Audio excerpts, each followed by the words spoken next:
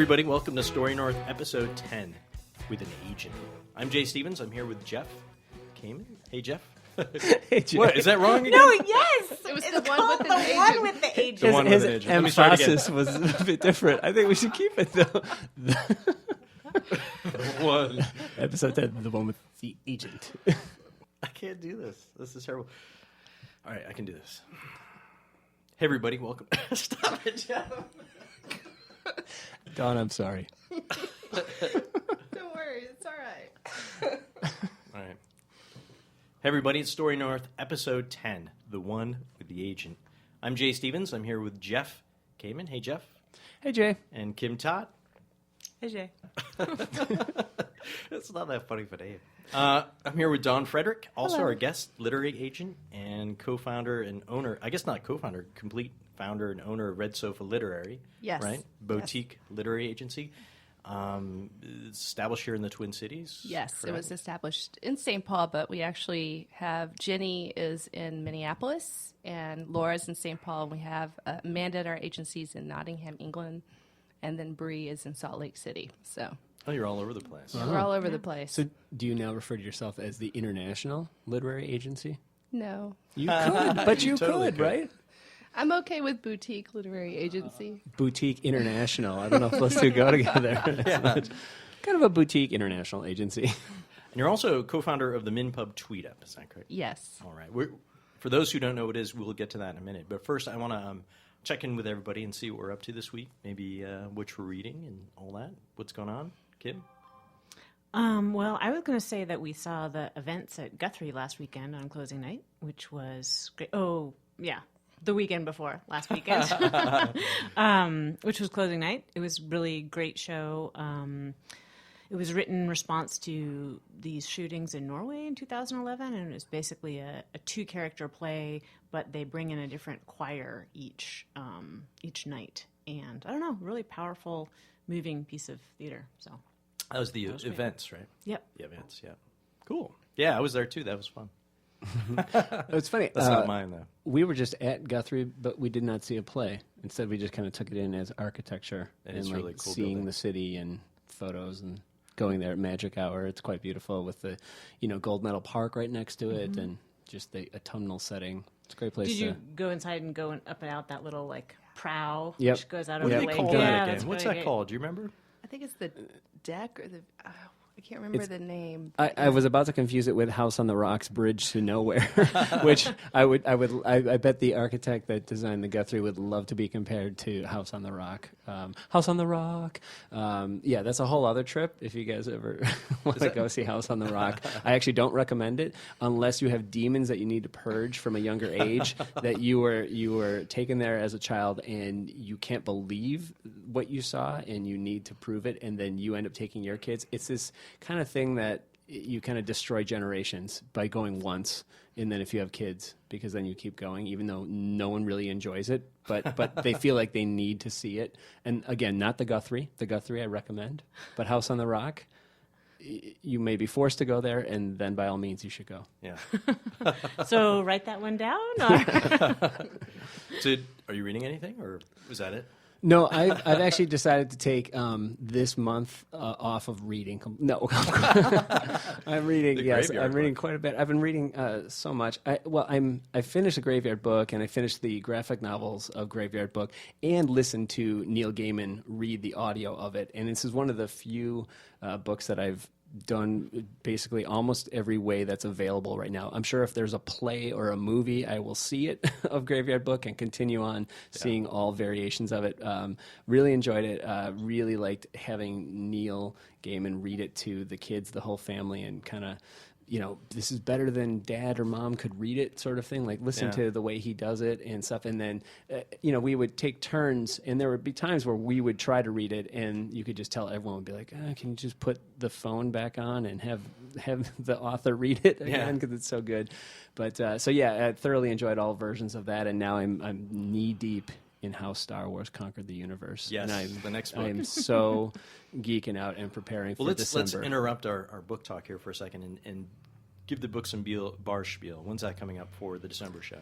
Well, we are actually, this is airing when, okay, so December, first 2 Tuesdays in December. December 1st, we're at Happy Gnome in St. Paul, where we have the whole upstairs to ourselves, tons of fun, and our new Minneapolis home is Indeed Tap Room, and that's in Northeast Minneapolis. So we're there on second Tuesdays, and that's Tuesday, December 8th. So you'll have just enough time to read that and talk about it, and then go see the movie when it comes out. Yeah, I'm totally going to see that Books and Bars discussion, because I know how much Jeff is into Star Wars, so it's going to be extra fantastic. There are requests already for some sort of costume and opening music and stuff, and for Halloween I was one of the Halloween events I was. Yes, I saw the pictures on Star Facebook. Wars. You're also Indiana Jones, if I'm not mistaken. Yes, I like to just keep it in the family. I was like, George Lucas wrote a book, so I'm just going to do that. Yeah. So, Dawn, what are you reading besides lots and lots of manuscripts? I'm reading Kill the Boy Band. I forget who wrote it, but it's coming out next year. And I am reading Marlon James' book. I'm taking my time on that. Cool, yeah. And my 5-year project is David Foster Wallace's Infinite Jest. Oh, Dawn. 5-year project. I'm spending my time on that one. That's a few, 30, 40 pages. You're like, I'm good. I can come back next week to this one. We're good. That is my someday book. I have failed 3 times trying to read it. I've gotten to about 200 pages, but I did just see the end of the tour. The movie. The movie, yeah, and that inspired me again to.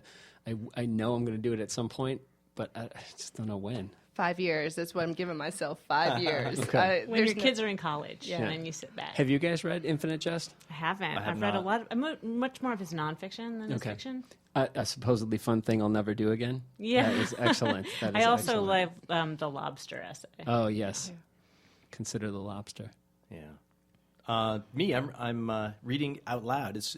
I want to talk about this because you mentioned this. You had your kids listen to Neil Gaiman read the Graveyard Book out loud. I'm reading The Hobbit out loud to my son. Oh, so good. Which is a great read aloud book. Yes. It's perfect.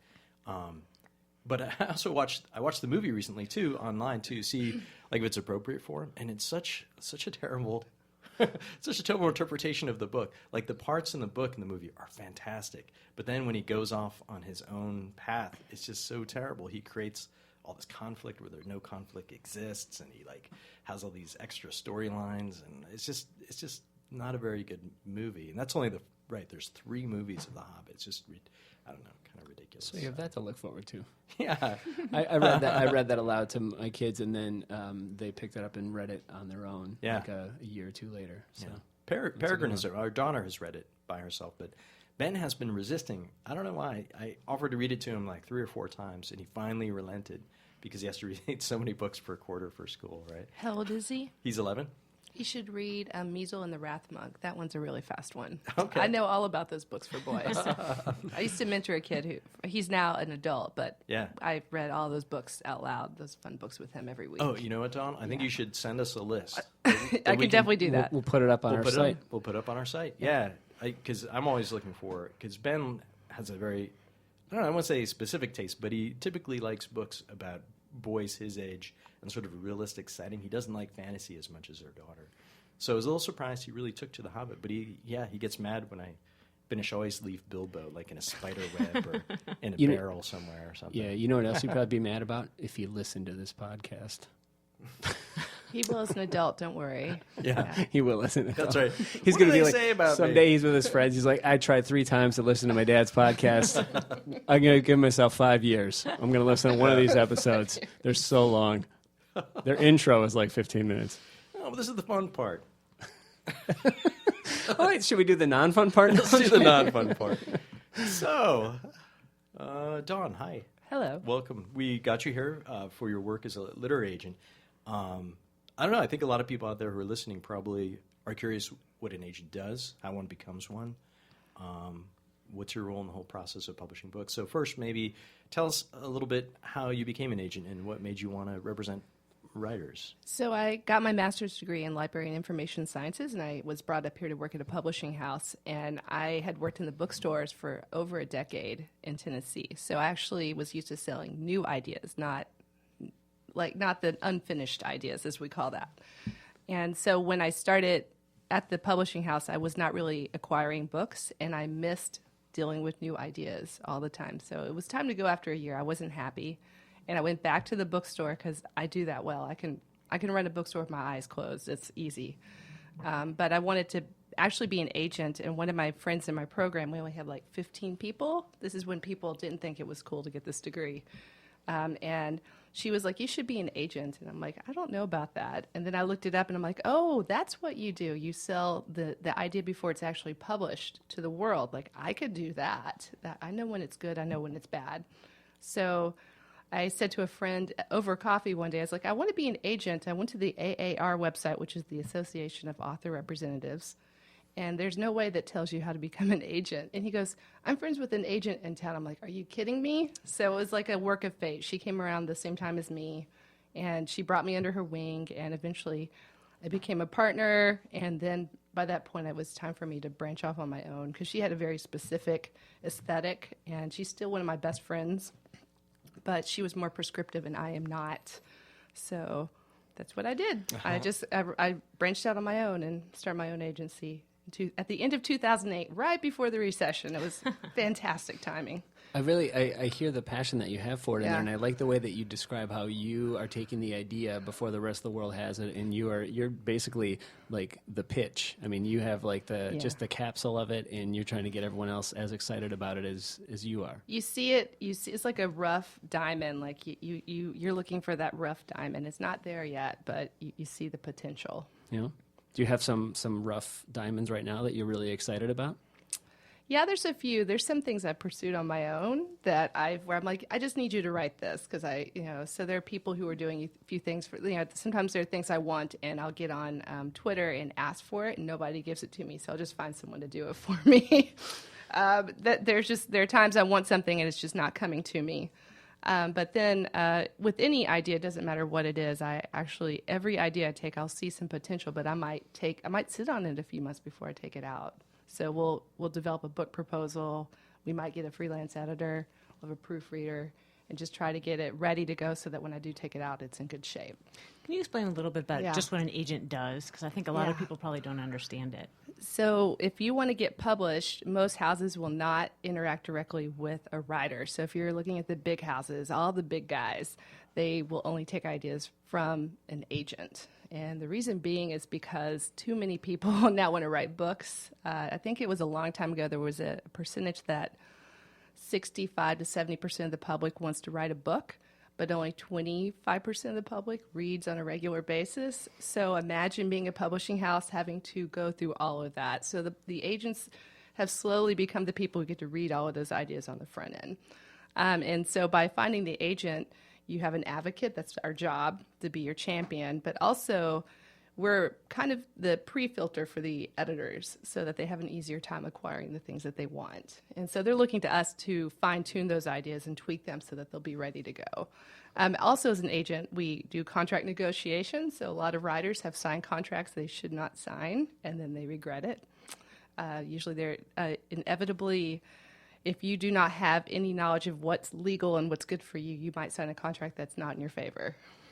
So agents will try to do that. And what are people sending you? Are they sending you proposals? Are they sending you like their complete novel? They're sending query letters, I hope, to begin with. Okay. I hope it's a query letter. But a lot of times people ignore that and they just send me everything. And generally, if they don't follow my submission guidelines, which are on my website, I won't do anything.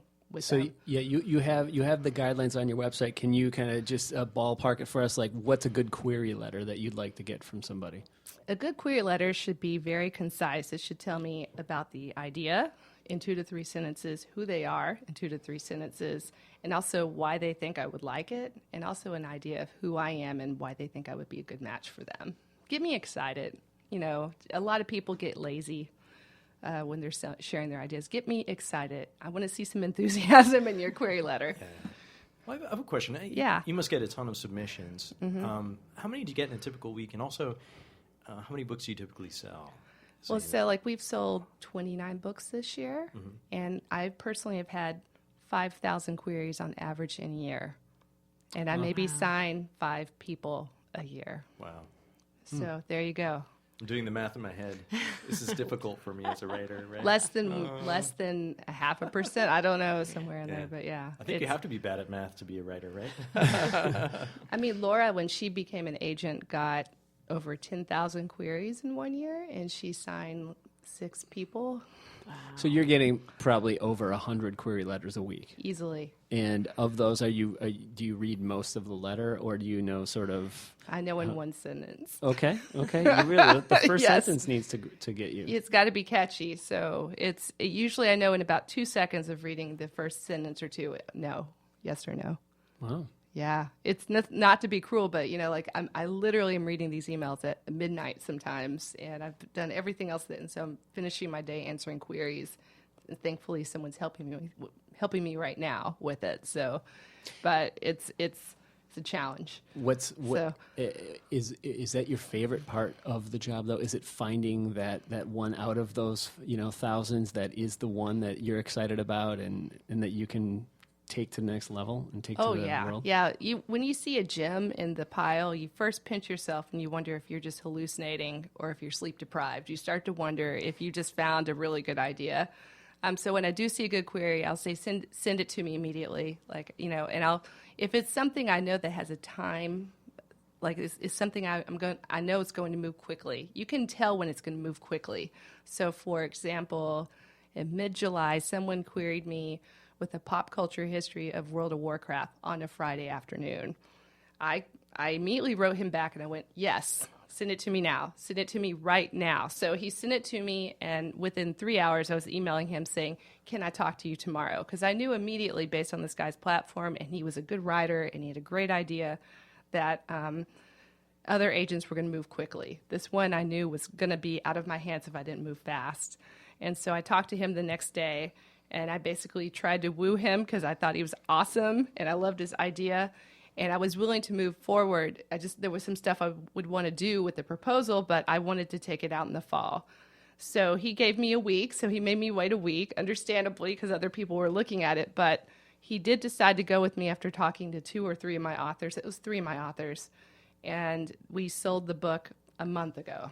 Wow. So That's fantastic. it was almost went up for auction. A lot of people seemed to be interested. It was this close to going to auction, where multiple houses will compete for the book, but we ended up it literally was out there for like 3 weeks before it seemed like we had an offer. So I was pretty excited, but it made up for a book that I wanted a year ago, where I asked for an R&R from the author, and it ended up being taken by another agent who was willing to take it in the rough phase, and 5 houses were fighting for it. And it was another interesting topic, just like World of Warcraft. So tell us all again what an R&R is. A revise and rewrite. Cool. So Yeah. this is a... Sorry, I used that acronym. No, this is no. Hey, you sound Yeah. like you know what you're talking about. You use acronyms, right? So, there is no formula for a good book, but tell us some kind of things that make a book that stand out. Well, obviously, if you can write well, even if it's on a topic that may not be necessarily exciting when I talk about it, if you write well, I'll be pretty excited. Also, I like to see writers who have platform. That's where they have already a built-in audience and they've put themselves out there. So if I see someone who has an interesting platform and I can go online and see their articles online or who they've written for, I get pretty excited about that too, because then I get the essence of who they are. I also just think a good story. Like the one idea I keep trying to send out into the interwebs, and I still haven't gotten, is I want a pop culture history of the circus, of the women in the circus. I've been begging for this for 6 months. And, it's just, I just want it because I went to Circus World in Baraboo, and I was just, amazed. I was amazed with the museum. So it's one of those things where sometimes it's just got to be something that, like, all of us agents have specific ideas, and then we also like categories. So. Right. They always call me the agency who likes depressing, dark, young adult fiction. That's my style. Oh, that's cool. Do you give advice to folks who almost hit a manuscript? Yeah. If I'm turning him down, I'll say, well, this is the reason I'm turning it down, and I'll give my reasons. And I usually will say, someone else might feel differently. Yeah. Or I'll offer if something is like, it almost got there, and I put it through a few betas. A beta reader is someone who will read a manuscript for me and tell me what they think. And I have a whole list of people that I go to on a regular basis. And they'll basically, if they say the same things that I'm seeing, then I'll say, could you do these things and come back to me in a year after you have a professional editor look at it? And I'll happily look at it again. You know what I'm getting from you? It's really interesting that I'm hearing the way you describe being an agent. It's very similar to what a producer does in my day job or other lines of work, because you're initiating with ideas and you're actually trying to find that you're hiring the writer to make the show or to make the film or in this case the book. It's like your idea for history of the circus women and who's the right writer that can write that in your But why hasn't it been done? It should have been done by once now. this podcast hits, we got a lot of circus aficionados that we call them that listen to this podcast. Here, it's pitch ideas. No, just kidding. what about right? Okay, so those are the ideas that work. Mm-hmm. Would you care to share some spectacular failures with us? Some really terrible ideas? Oh, I get them That all jump the out time. for you? I try not to give out the names. I was just saying to Jeff, my goal is to not get murdered as an agent. So I will share specific examples. There's usually at least one or two people every month who claim to be God. In my query letters, I hear things along the lines of, God told me to query you, or I prayed and I was told to query you. And immediately I'm like, no, I don't think so. You're like, when I'm looking for that, I'll be asking for it. Hey, anyone here from God? I'm casting that one right now. Or they'll say, I know you don't represent XYZ, but I thought you would make an exception. And this, I see this all. I would be wealthy if I was paid a cent every time someone said they, basically ignored my categories to the nth degree, and also just clearly ignoring my categories. If you look at my website, it says no memoirs everywhere. I don't know how many places I can repeat it. If there's one of the things I know about Dawn is don't send her your personal memoir. Don't send me your personal she seems memoir. to be really against them, and I would love for you. What is it about personal memoir that you don't want to see? This is going to sound really rash, but I feel like there are moments where you take a piece of pie of a story, and maybe it's their life, like Eat, Pray, Love, and you're like, oh, that's great, I can accept that. But I don't want to hear you whine about everything that went wrong in your life, or I don't want to know about that. That's not particularly inspiring to me. I find that the best books that readers like are ones where we obviously connect to them, but I would say out of the 70% of the queries I get, they're memoirs, and they're always about death, cancer, or something else horrible that happened to somebody. And that's not really going to be easy to publish. You're still getting 70% of these thousands, even though you specifically say... No memoirs. Yeah. Have you ever made an exception? Well, the World of Warcraft one is an exception because he opens every chapter with a few pages talking about his own experience in World of Warcraft. That was my experience. Oh, I was ever going to ask if there, it sounds like you have a very specific idea of what you like and the kind of things you're looking for. Has there ever been anything that's has been a surprise that's come across that you said wow, I wouldn't have thought that this was my category, but I'm really interested in this? Well, actually, I just sold Paul Douglas's newest book, which I'm pretty excited about. And he's working with this amazing Reverend Mitch Hescox. And Mitch started the Evangelical Environmental Network. And they're doing a book with Bethany House on climate change for conservative Christians. And it has scripture and science. And it's basically telling anyone who is conservative, Christian, or both that climate change is in fact happening, and they're using science and scripture. I would have never come up with that myself, but when I had spoken to Paul, I was like, oh, that's a great idea. I can actually have relatives I would give this book to who don't believe that climate change is happening. So that one was a pleasant surprise. And it was nice because I've never worked with a Christian publishing house, so this will mess up everyone who ever queries me again, basically. This is going to open the doors. It's opened a Pandora's box, yeah. The exception. So, what are your categories? I guess we should ask you right now. Memoir. No memoir. No, I do a lot of nonfiction. I'm an obsessive nonfiction person. Anything nonfiction. I love history. I love social commentary. I love pop culture. What I don't want is books that tell you how to improve your life. Nothing medical, nothing like that. And I love young adult books that are very contemporary in taste. No dragons, no wizards. I don't need that stuff, but more contemporary, gothic and dark themes. I will take that. And then middle grade is the total opposite. I'll take the wizards and the dragons and the happy stuff, because middle grade is a happier, period in childhood. So when I look at books now, there's adult Dawn who looks at it, who based on what I read, And then Teenage Dawn looks at the children's books a different way. So I kind of remember what I was like as a teenager and as a kid, and I kind of choose books on what I like too. So it's very personal when I choose something. She's going to start getting query letters. They're like, this Yeah. is the Teenage Dawn. Teenage Dawn's going to love Please this. let her read this one. But yeah, we should mention there are other agents at Red Sofa who read other kinds of books, right? And Yeah. you can find that out on the website. Yeah, we do everything except memoir. There is no memoir anywhere in the agency. Get 70%. And we don't do prescriptive, but we even I was laughing because Bree recently just sold a clean young adult novel, which we're finishing the contract, so it's not announced yet. But the clean young adult means no language, no adult scenes, which we're pretty excited about. But then she sold a 3-book deal to an erotica publisher the same week. So you can kind of see how we kind of go all over the place. That's what we do. Absolutely. Yeah. Thanks for listening to our podcast. We are, of course, a member of the Live and Social Network. Our network also has other great shows, including Joan of Art. It's a great podcast that comes out Mondays at 1 p.m., narrated by the host Joan Verbruggen. It's a podcast about art, actually. It investigates and celebrates those people who create art and inspires the world. So check that out. Again, that comes out Mondays at 1 p.m. Another great show is Alzheimer's Speaks. That show is about dealing with people who are struggling with Alzheimer's and talks about the ways that you can empower them to lead purpose-filled lives. That show comes out at 12:20 p.m. on Tuesdays. The host is Lori Bay, and it's really discussions about awareness, giving hope, and revealing real-life stories of those living with memory loss. So check out those podcasts and all the other podcasts through the Live and Social Network on aliveandsocial.com. Cool. So you're also co-founder of the MinPub TweetUp, correct? Yeah. So I probably should know, and Kim wants to know, and our producer Aaron wants to know, what is a TweetUp? So Eric, my friend who started Ugly Dog Digital, him and I were conversing constantly on Twitter about publishing things when nobody was really on Twitter. This is before it got popular. But all the publishing people, we just kind of huddled into Twitter because it's very easy and quick, and you can take a break from your work for 140 characters. That's easy.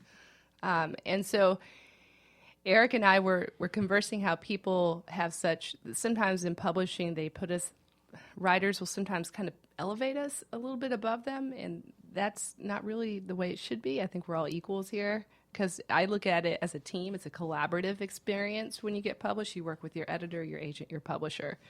And so during that time, I was at a writer's conference, and there was my wrangler was driving me all over the town, and it was in Texas, and he was making sure that I was taken care of, and he would bring me coffee every day, and we would eat lunch together. He was just lovely.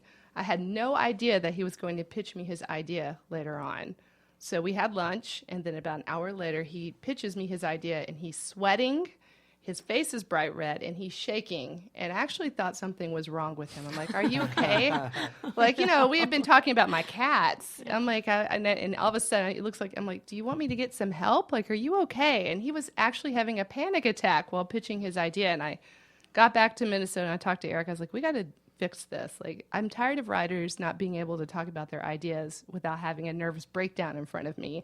And so we basically got on Twitter and we're like, we're going to create the TweetUp, because that was the new term at the time. And that's where you do Twitter and Meetup. So TweetUp. And so we basically created this group that gets together at happy hour. There's no structure. You just show up and you meet other writers and publishing types. And it's a chance just to get comfortable in your skin. And inevitably your book will come up in conversation, but it's really just a chance to converse. And people have actually ended up working together over time from meeting. I actually found my author, Patrick Nathan, through that, and he has a book coming out with Grey Wolf in 2017.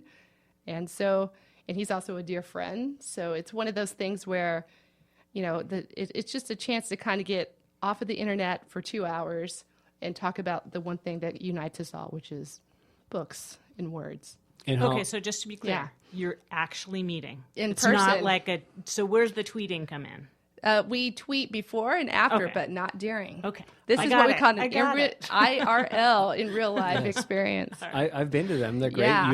You have a name tag Name on that tag. has your Twitter handle on it, and then your real name, and you meet people that maybe you've only ever seen, a small profile pic of them online, and it's great. I've never gone to pitch, and try to get more work like that. It's more of just to meet people from Just the to hang literary out. community. Yeah. You have another tweet up coming up soon, right? Yeah, we're going to be at Subtext Bookstore in downtown St. Paul on the 21st during the weekend of NCTE. So, St. Paul's only bookstore downtown. yeah. That's right. They And sponsor you're books and celebrating National Novel Writing Month, or I as know, Jay right? likes to So- call it. Where can they find information about the tweet up? Actually, the best place is obviously we have a Facebook page, is MN Publishing Tweet Up, and our events are on there. Okay. And also, I'm working with the Minnesota Publishers Roundtable to set up a pitch fest in January, so that's going to be happening. We already started getting that ball rolling. We did it this past January. What's a pitch fest?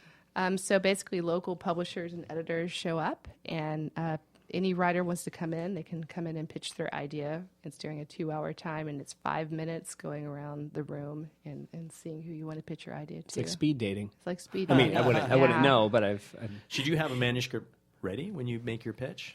You don't have to if it's nonfiction. Right. you don't have to if it mentions World of Warcraft. That's right. You totally missed your opportunity, my friend. This is my memoir on.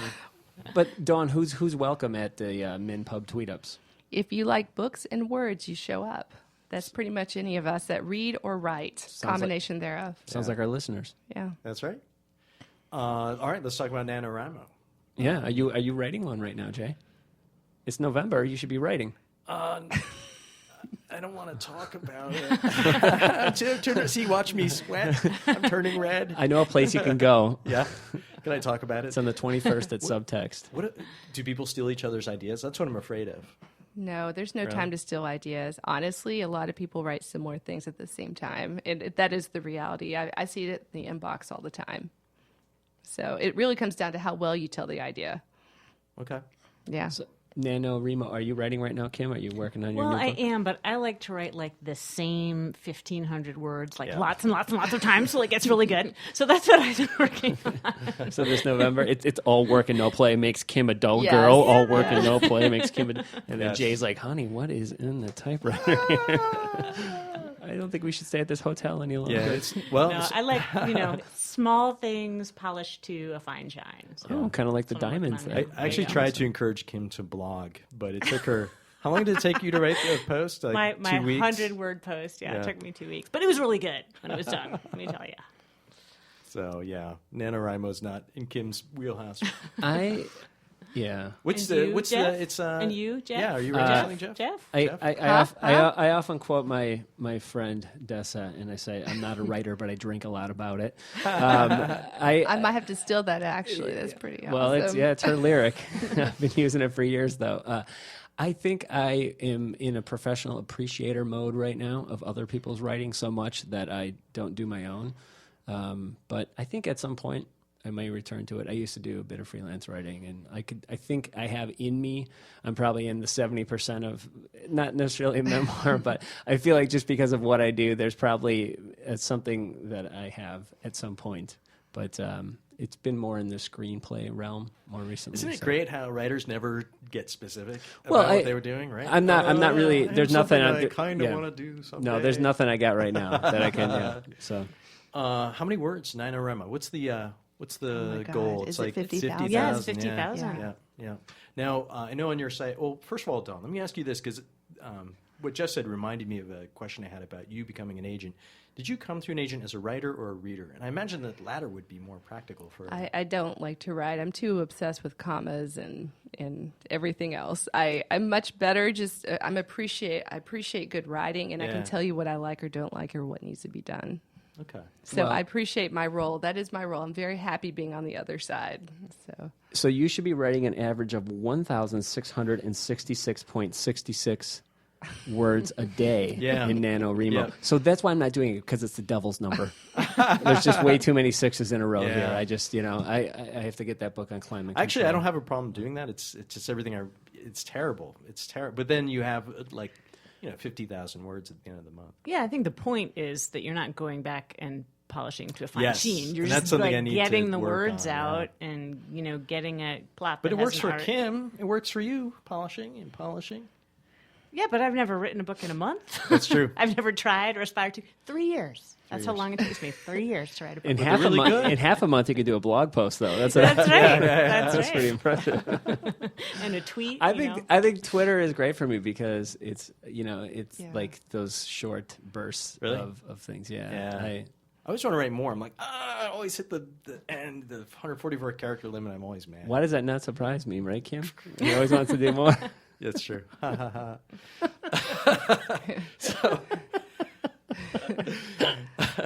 So Red Sofa Literary has been doing this cool project with NaNoWriMo, right? Oh, yeah, this is our 4th year. So it started out as a thing with just Jenny and myself. And we're like, oh, we'll just do a post every month. Like, and we actually had Gwen. She was one of our interns. Post every Jenny. day, right? Every day. Yeah. And so that one we kind of ran by the seat of our pants because we were like trying to do one every single day. And then the next year was a little more organized, and another intern helped us through it, and that was Laura. And she basically had to herd me and Jenny through it. It's very hard to get these things done, but we always have a theme. So previous years it was specific, like we did the A to Z's, we did 1 through 30. We did posts last year based on the various processes of NaNoWriMo, and then this year I was like, we should just let our writers, come up with something. So we came up with the topics, and we have 3 similar topics every day. Like it's in sets of 3. So right now it's point of view, I think is the one we're doing right now. And so we just let some of our authors write their own posts. And it's saved me having to do it as well because I personally am happy letting everyone else write. But it still had to require a lot of wrangling again. So this time it was 60 people instead of 3. So there you go. It takes a little work. And the idea is that you're writing your novel, and then you'll need some inspiration, so you'll check in with your blog post. Yeah. Okay, great. So we're doing 30 for the Red Sofa, and then we're doing 30 profiles of Minnesota publishing and writing scene on the Minnesota Publishing Tweet Up site. So, Do you have check it any real life examples of someone coming out of NaNoWriMo with something that gets published? I have not had that personally. I find that NaNoWriMo is just a chance to exercise your writing muscles. And I find that a lot of people, I think it's just getting the practice of writing every day and kind of getting that idea on the paper. I don't think many NaNoWriMo ideas will make it to the very end into publication unless they go through a few more drafts. And 50,000 words is not enough. So if you're writing a young adult novel, it's at least 60 to 80,000 words, so you're falling short. If you're doing a big kid novel or one for adults, it's at least 80,000 words. So, I mean, and if you're doing nonfiction, you're looking at 90,000, and science fiction, 100,000. So I think NaNoWriMo is just a great launching pad to continuing that process.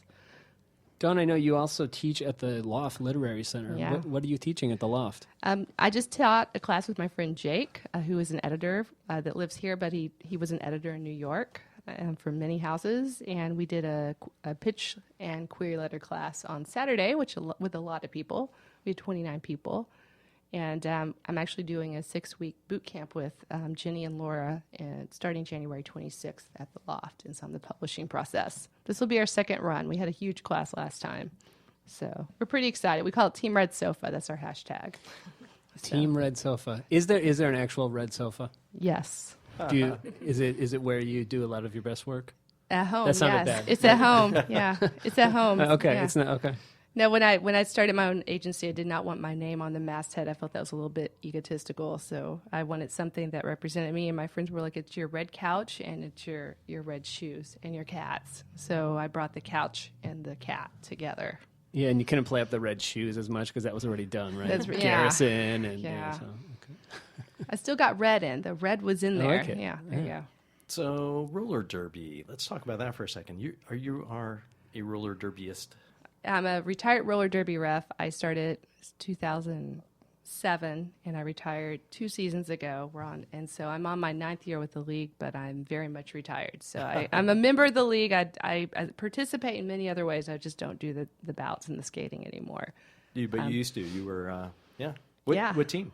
Well, I was a ref for the Minnesota Roller Girls, and I refed over 250 games over 6 years. Traveled to a lot of fun places. I got to see the sport grow, and also more women refs. There weren't many women refs when I started, so there's a lot more now. But it used to be very male centric when I started. So Since Yeah. I'm thinking of like Can you give us an example of, other than Whip It, which maybe more listeners are familiar with, what's a great roller derby story, whether it's a film, a show, a book, a true story, anything? Well, I was actually talking to one of my authors who's doing a nonfiction history of roller derby. He was introduced through another friend, and we were talking about the documentary, The Bones Brigade, which is on skateboarding, and we feel that's pretty much representative of how we kind of grew into who we are. But there's several roller derby documentaries too. All of them are great. You can't really go wrong with any of them.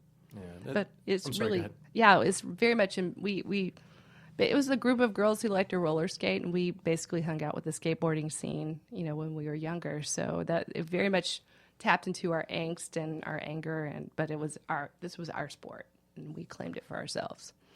Now, is this flat track, I assume? Flat track, yeah. Now, is the Roller Girls, are they one of the older teams in the country, right? The Minnesota Roller Girls, we're one of the original leagues. So Yeah. with the Women's Flat Track Derby Association. Right. Yeah. How long has the team been going now? We are now we're on our 12th season. I think it's our 12th season. I might get that wrong. It might be 13th, but I think it's 12th. Yeah. Now, roller derby has kind of an interesting past, right? An interesting history, and a lot of it had to do, frankly, with the exploitation of women, right? Yeah. Why are so many progressive, cool, hip, badass women taking roller derby up? It was a sport for us. No guys were involved. We could do it ourselves. We could get out and be fierce on the track and be angry, but you kind of just left it on the track. And it was a chance to be kind of rough around the edges, but also learn the sport and the athleticism.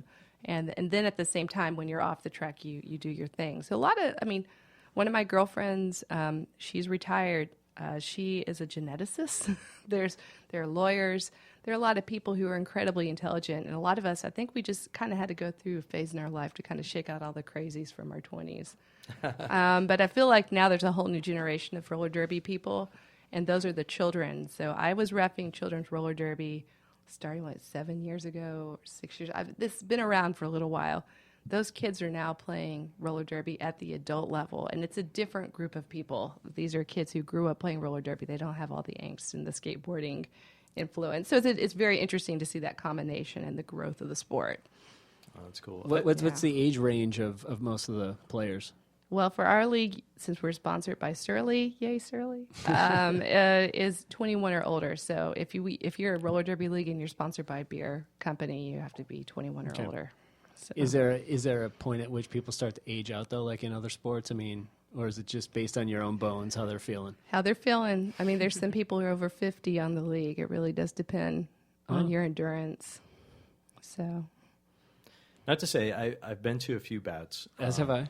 Yeah, and I just want to say it's really interesting once you get to know how the sport works. Mm-hmm. There's actually a lot of strategy and interesting elements to it, the subbing in and out, the different strengths of the different players and stuff like that. So, yeah, it's a really cool sport. It's a lot of fun, and it's, like I said, it's a great outlet. I feel like I came out of it a nicer person, which is good. Oh, you left it on the track. I left it on the track. That's awesome. I think we should close out. We're heading towards our allotted time. But before I want to talk about roller derby names, right?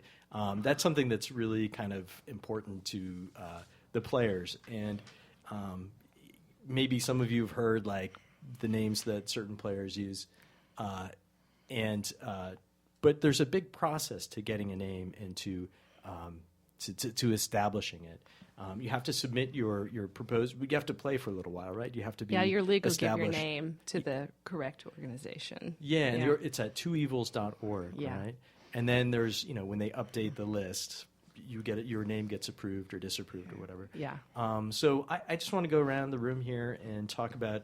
I want to hear, Dawn. I want to hear your roller derby name, but I also want to hear what each one of us would use as a roller derby name. Should we do derby? So I guess I'll start. My name is Maniacs, and my number is 10,000. So I basically 10,000 maniacs, like Natalie Merchant, nice. but also the tongue-in-cheek 10,000 in the land of 10,000. Yeah.